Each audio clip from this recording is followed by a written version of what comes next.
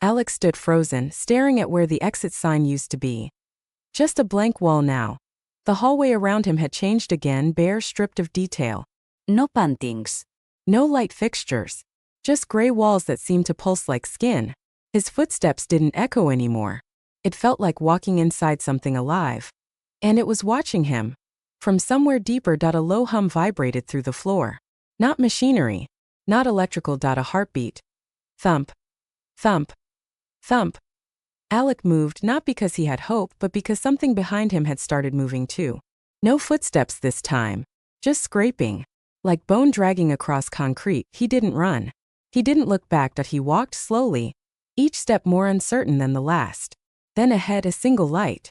One room. One final door. It was open inside. A theater. Dust-covered velvet seats. A broken projector humming softly in the back. And a massive screen on the wall.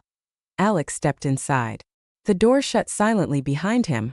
The screen flickered to life. Grainy footage began to play, security footage. Of himself, wandering the hallway. Opening doors, screaming, looping. The footage jumped. Now he was sitting in the white room again, speaking to the man in the gray suit. Then again, it showed him smashing the portrait.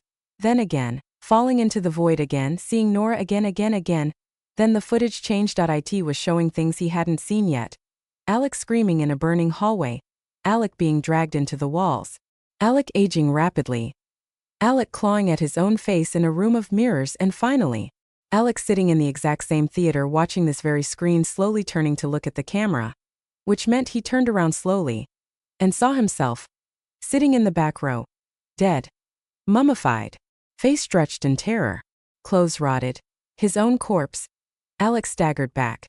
The room blinked. He blinked. And suddenly he was sitting in the seat. Unable to move. The screen turned black. Words appeared in red. Asterisk. Do you understand now? A voice behind him whispered. The house doesn't trap people. It becomes them. He tried to scream, but no sound came out. The theater disintegrated around him like ash in the wind. He was now in a long hallway once more. But this time, he wasn't Alec. He was watching Alec. A new Alec stepping into the house for the first time. Wide-eyed. Hopeful. Scared. Just like he had been. Alec tried to call out, to warn him, but his lips didn't move. His voice was gone. He was part of the house now, an observer. A watcher. He moved behind the walls. Between the rooms. A ghost within the maze. And as the new Alec opened his first door, the cycle began again. Because in this place no one leaves. Every exit leads back inside. Forever. Alec stood motionless in the hallway, the weight of silence pressing on his chest like a vice. He no longer ran. He no longer searched for exits. He just wandered. Every dupes. / www.text-to-speech. Online / #NAV_texter. He passed, whispered his name in different voices. Some pleading, some laughing, some screaming. The portraits on the walls began to change too. They didn't show him anymore. They showed others. People he'd never seen before. Some frightened. Some angry. Some lifeless. All of them inside this place. He stopped at one in particular. A woman in her late 30s. Pale. Green eyes. Smiling faintly, she blinked. The portrait blinked. He jumped back, heart slamming against his ribs. Then her mouth moved inside the painting. Help me. He turned in time to see a door beside the painting open with a soft creak. Inside was a bedroom, lavishly decorated. Red velvet drapes. A chandelier swaying without breeze. And in the middle of the room, the woman from the painting sat on the edge of the bed, staring straight ahead. He stepped in slowly. Who are you? He asked. She didn't look at him. Evelyn. I came here 5 years ago. Looking for my husband. Alec swallowed. You never found him? She turned. Oh, I found him. But it wasn't him anymore. The chandelier flickered. Evelyn's expression shifted to panic. You need to leave, she said quickly. Before it. The room blinked. That's the only way Alec could describe it. Like someone turned the world off and on again. And Evelyn was gone. The bed was covered in dust. The chandelier had rusted. Cobwebs stretched across the windows. The room had aged decades. In a second, he turned back toward the door. But there was no door anymore. Just walls. He slammed his fist against it. Let me out. The hallway reappeared behind him like smoke curling into shape. This time it was darker. The light bulbs above buzzed violently. The air was heavier. He could barely breathe. That's when he heard it. Footsteps behind him. Not echoing, following. He turned sharply. Nothing. But the sound came again. Closer. A shuffle. A drag. Then laughter. Low. Raspy. Familiar. Nora, he whispered. The hallway pulsed. He didn't want to know what was behind him anymore. He ran. This time the hallway bent. Literally, walls tilted inward. Like the house was folding in on itself. The floor rippled like water. But he kept running until he crashed through a glass door into a white room, blindingly white. Sterile. Silent. A single desk in the middle. And behind it, a man in a gray suit, scribbling on a notepad. The man looked up. You're Alec. Alec hesitated. Yes. You're late, the man said, flipping to a blank page. What is this place? The man looked at him. His eyes were hollow. You were chosen. Chosen for what? To stay, he said, matter of fact. To become? I'm not staying, Alec snapped. I'm getting out of here. With my sister. The man smiled faintly. That's what they all say. In the beginning. Alec lunged across the desk, grabbing the man by the collar. Tell me how to get out. The man didn't flinch. There is no out. There is only the next room. Suddenly, the white walls rippled. The floor cracked.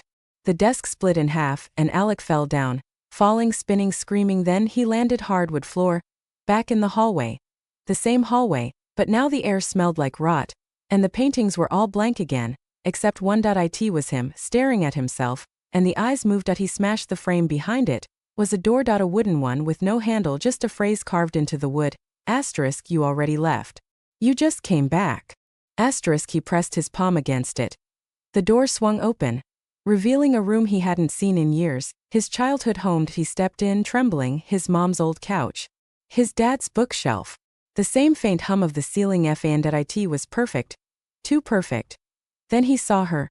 Nora. Sitting on the floor, flipping through a photo album. She looked up, smiling.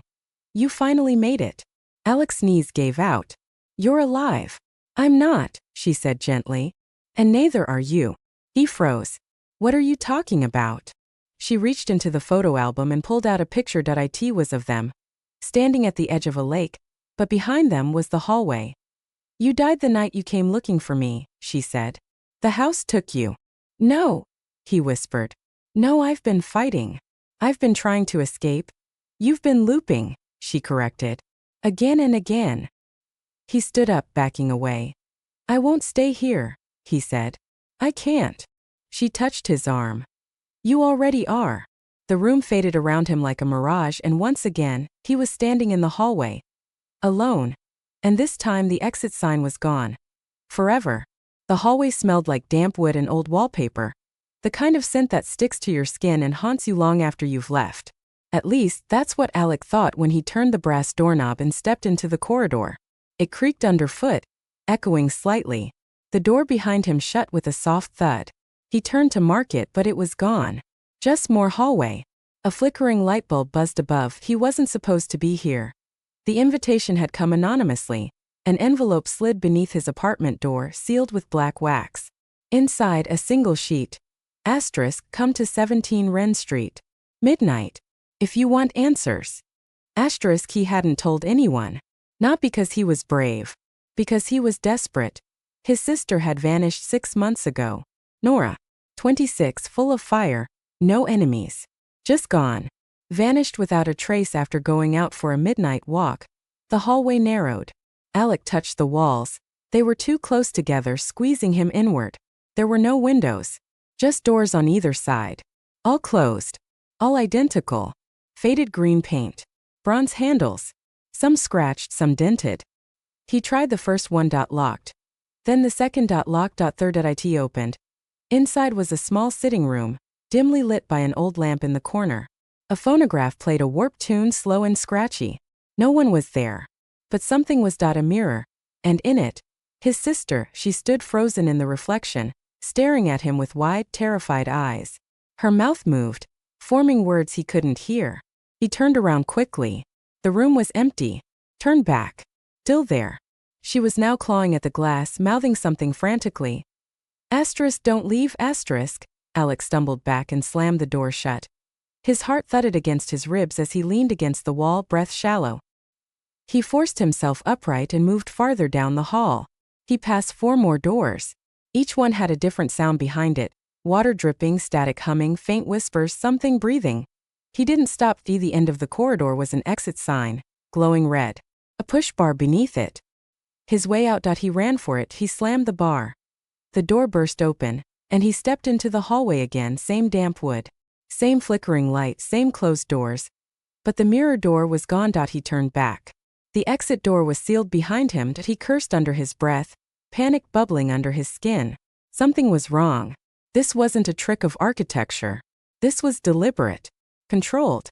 Some kind of loop. He ran again, ignoring the doors pounding forward. Another exit sign. Another push bar. He didn't hesitate.